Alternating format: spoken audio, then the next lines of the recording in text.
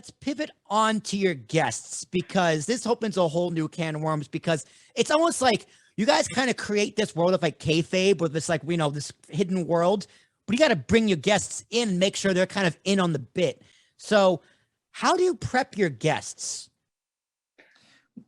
I'll say this, the one thing that really helps us, and sometimes we do tailor a show, or we try to make a show out of nothing, just off the fact that we know a certain guest is a huge fan of like something. Right. Like I think in the most recent case, like oh, never mind. We had, that's the best. No, that's the best example. We have, if you listen to our Survivor episode, which is Survivor Sesame Island, from season 1, our friend Brett Savoy is the biggest Survivor fan. Like it's so crazy that I bet with Justin prior to the episode, and we had the competition happen on the episode, that Brett could name any winner, and I even think any runner-up from any season on Survivor. Wow. And he did. Like Justin just after we reached the threshold of the bet, he just kept rattling them off, and Brett just knows them. So it's a situation like that where we know someone is like a huge fan, or like we'll ask someone to come on and we ask them like, are you a fan? Do you know anything about Star Wars? Like if we're not going to have someone on for like a big thing like Star Wars or Marvel. Like if you don't know that stuff, you're probably just not going to have as much fun with it, because you're not relating to the base of the script. So we try to make sure we at least bring on the guest. But if the guest says, I'm not into this, but I'm into this, like Brett would say, like, I'm into Survivor, or I knew that already. We'll try to make the episodes because we know once we have that person on to talk about Survivor, or to like play out like the way that the episode is, we know they're going to have so much fun with it, because that's just, they probably like fantasize about being on the actual show themselves, Right. And then there's times where we strike gold. Like Justin did a Blue's Clues script, and our two guests just are huge Blue's Clues fans, and they just had so much to talk about it. And that's a big thing. That was necessarily, we didn't really like establish that beforehand with them. Like we just wanted to do, that was one of the episodes, like we were saying earlier, where we came up with the concept and said, okay, we're definitely doing it. And we just figured enough people, have general knowledge of Blue's Clues that, whoever we have on will be able to push through with that one particularly, right? Yeah. Like Survivor's a little bit more risky. You can't, like, not everyone watches Survivor, as popular as it is.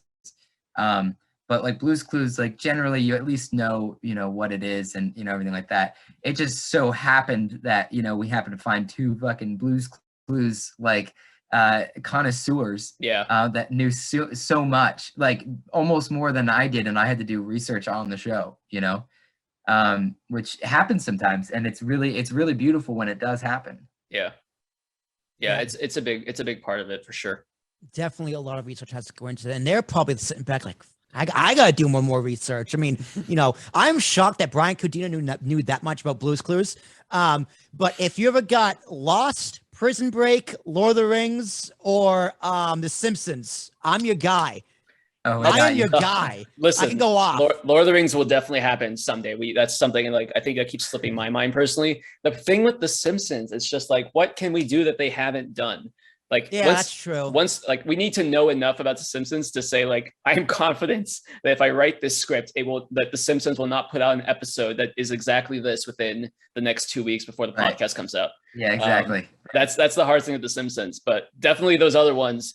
Definitely Lord of the Rings. That will have to happen one. Yeah, one I mean, day. If we do Lord of the Rings, we're going to do it movie by movie. There's no, I mean, like, you have to. And we'll put out director's cuts that are like 5 hours longer than the original. Right. We'll have the director's cut. Yeah. The director's cut where we talk, the sort of third movie, we don't talk about Saruman, but in the director's cut, we talk only about Saruman. Yeah.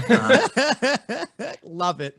So how do you find your guests? Because a lot of these people, I'm assuming, are people or friends, but and a reoccurring guest, but eventually that well is going to run dry. Then what?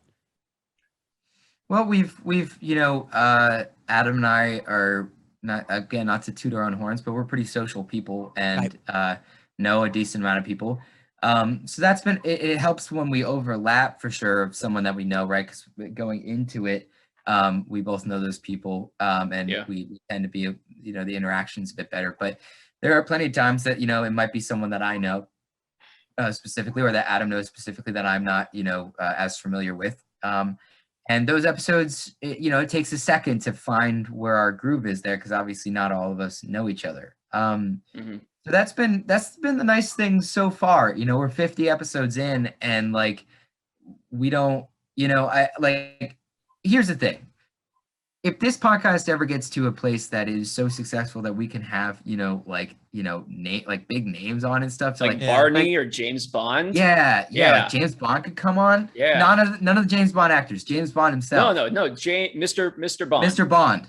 James Bale- Bond. Barry Bonds Barry Bonds. Barry Bonds. from the grave. That's always a follow-up question, like who's a dream guest? Well, that's what I'm saying. So, like, if we, I told Adam in the beginning of this, I was like, if I saw this getting to the peak of what it is, imagine doing a Lord of the Rings episode that we wrote, with Elijah Wood, like as like getting to, and then of course we wouldn't, cast him as Frodo, he'd be someone else. So that's what I'm saying, right? Like that would be incredible. You gotta do like a spin-off where like you do a spin-off of Lord of the Rings and Wilfred. So Elijah Wood. Elijah Wood's or the dog. Spy Kids 3 and Lord of the Rings. Oh my god. And he's on for 2 seconds. So we're and he just gonna. dies. So when we get Elijah Wood on, we're just gonna do a culmination of all of Elijah Wood's material, and we're just gonna call it Into the Elijah. Into the Woods. Yeah. Yeah. It's just Frodo and Wilfred walking through the forest looking for Tom Bombadil. Because Wilfred's like, no, I swear he exists, and Frodo's like, no, he's not. Shut up. And they go find him. It's gonna be the Boots are Elijah yellow. Woods crossover event of the century. That's all I'm saying. We'll There it get is. there. Mark Love your it. calendars.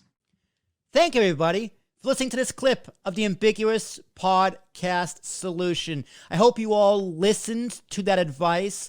Tailoring a podcast around a guest, especially for a creative podcast like the Pitches Podcast, is a phenomenal idea. I suggest you all follow. And if you did like this video, make sure you go down and click another one. They're all below. Subscribe to the podcast, subscribe to the channel. They're all there. It's free info for your podcast. Go do it. Go to ambiguouspodcastsolutions.com. Go to the Pitch This page. Give them $5. Tell them Will Tarashuk, founder of APS, sent you. And while you're there, donate money to me as well. Help the podcast community and help me grow the community. Thank you all. Enjoy the rest of these free content on the YouTubes. We'll see you next time.